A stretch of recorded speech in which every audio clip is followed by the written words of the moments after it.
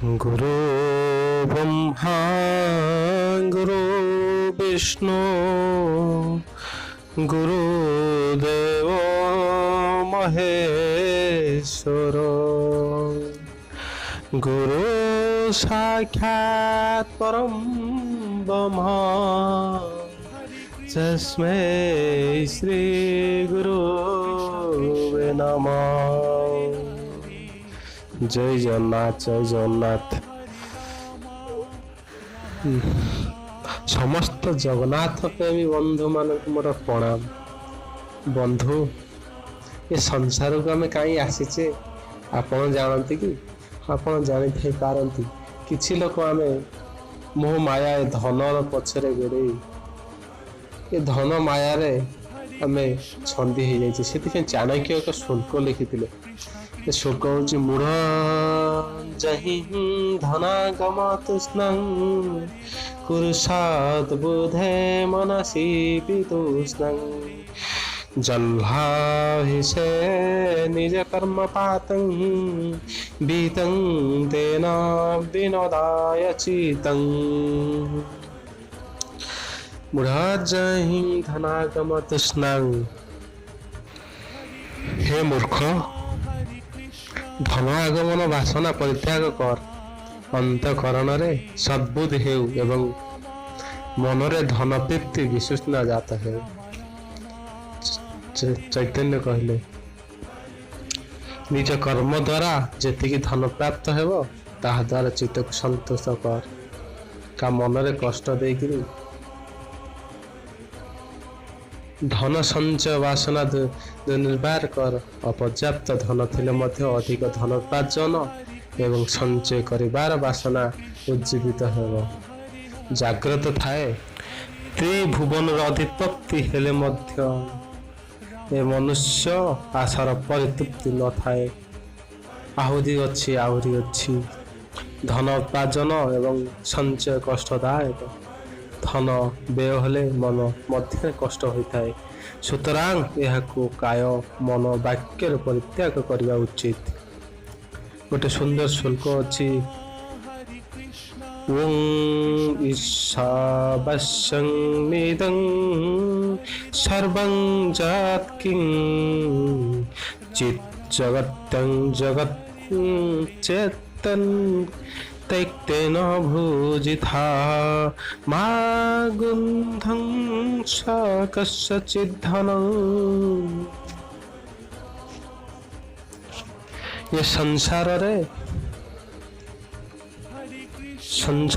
चराचर जहा किछि अछि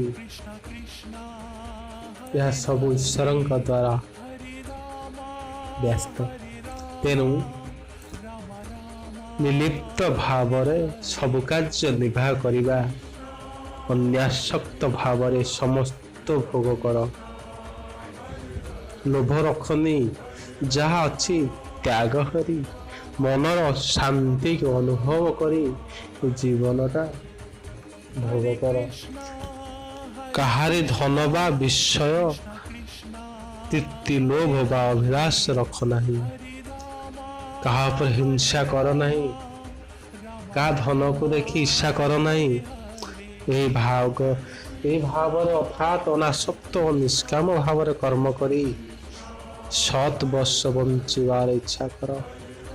ताहा छड़ा कर्म पाशु मुक्त होबार अन्य उपाय नहीं। जदि आप त्यागी नुहंती ताल भगवान को पाई परिबा नहीं। ये शुल्क आम एतिकी जानिले ये धन से खिणी ये भगवान का धुर सब सृष्टि ये धन ये टंका पैसा ये प्रॉपर्टी आपनकर जहा किछि अच्छी आपण भी निजे आपनकर अधिकार नहीं। आपण निज प्रति आपण के निजे आपण जानि कि जानि नांती। आपण जति आपण निज को जानि नांती ये धन लोभ प्रति काई आपण जति आकर्षित भूली जानतु। लोभ जदि लोभ करियार अछि से कालिया के लोभ करंतु। ये संसार मुक्ति पाइबार एकमात्र मार्ग भगवान को डाकंतु। गोटे भल भक्त भक्ति रखा प्रभु चरण सब समर्पित करते। ଏ ସଂସାର ଗୋଟିଏ ପୋଖରୀ ସଦୃଶ। ଆମେମାନେ ଗୋଟେ ମାଛ ବା ମତ୍ସ୍ୟ ଉପରେ ଅଛୁ। ଏ ସଂସାର ସଦୃଶ ପୋଖରୀରେ ଭଗବାନ ଆମକୁ କିଛି ନା କିଛି ରୋଲ ଦେଇଛନ୍ତି। ସେଇ ଯେଉଁ କର୍ମ ଦେଇଛନ୍ତି ଆମେ ସୁଚାରୁ ରୂପେ କରିବା ଉଚିତ। ଆମର ସୁରକ୍ଷା ଭଗବାନ ଆଣିବେ ପୋଖରୀର ପାଣି। ଆମେ ଯେତେବେଳେ ତାକୁ ପରିତ୍ୟାଗ କରି ପୋଖରୀକୁ ଡେଇଁକିରି ପଳେଇ ଯିବାକୁ ଚେଷ୍ଟା କରୁ, ଅସଫଳ ହେଇଯାଉ। କାହିଁକି ନା ଭଗବାନ ଆମକୁ ଯେତିକିରେ ଆଣିଛନ୍ତି, ଯେତିକି ଦବାର ଅଛି ସଂସାରରେ, ସେତିକି ଆମର ପ୍ରାପ୍ତ, ଆମେ ସେତିକି ହିଁ ପାଇବା। କେବେ ବି ଆମେ ଚେଷ୍ଟା କଲେ ଯେତିକି ପ୍ରାପ୍ୟରୁ ଅଧିକ ପାଇବା ନାହିଁ। ଯଦି ନ ପାଇବା, କାହିଁକି ଅଧିକ ଲୋଭ କରିବା? କାହିଁକି ଲୋଭରୁ ପାପ କରିବା? ପାପ ପରେ ତ ଆପଣ ଜାଣନ୍ତି ବିନାଶ। ଆମେ ଜାଣୁ କାହିଁକି ଆମ ଜୀବନଟା ନଷ୍ଟ କରିବା?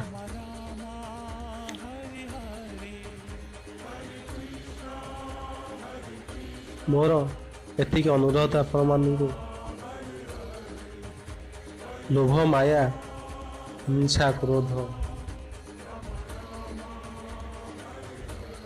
ଏସବୁ ଜିନିଷରୁ ଦୂରେଇ ରହିବା ଆମ ପ୍ରତି ହିତକାରକ। ଏଇସବୁ ଜିନିଷ ଆମ କତରୁ ଦୂରେଇ ରହିଲେ ଆମ ଚିତ୍ତ ସ୍ଥିର ରହେ। ଚିତ୍ତ ସ୍ଥିର ରହିଲେ ଭଗବାନଙ୍କର କୃପା ଲାଭ ହୁଏ। ଆଉ ଆପଣ ସେତେବେଳେ ଅନୁଭବ କରିବେ ଏ ମନୁଷ୍ୟ ଆତ୍ମାର ଶାନ୍ତି। ଯେତେବେଳେ ଭଗବାନଙ୍କ କୃପା ଆସିବ ନା, ଶାନ୍ତି ଆସିବ। ଜୟ ଜଗନ୍ନାଥ। ଏତିକି କହି ମୋର ଏ ଭିଡ଼ିଓ ଦ୍ୱାରା ମୋ କହିବା ଶୈଳୀ ଆପଣଙ୍କୁ ଯଦି ଭଲ ନ ଲାଗିଛି, ଏ ଭିଡ଼ିଓରେ ମୋର ଶବ୍ଦ ବାକ୍ୟ ବା ଶବ୍ଦ ଭିତରେ କିଛି ଯଦି ଭୁଲ ଥାଏ, ଆପଣ ଏ ମୂର୍ଖଟାକୁ ନିଜର ଭାବି କ୍ଷମା କରିଦେବେ। ଯଦି ଭଲ ଲାଗିଛି କମେଣ୍ଟ ମାଧ୍ୟମରେ ମୋତେ ଆଶୀର୍ବାଦ କରିବେ। ଜୟ ଜଗନ୍ନାଥ। ଜଗନ୍ନାଥ ସମସ୍ତଙ୍କ ମଙ୍ଗଳ କରନ୍ତୁ। ଜୟ ଜଗନ୍ନାଥ।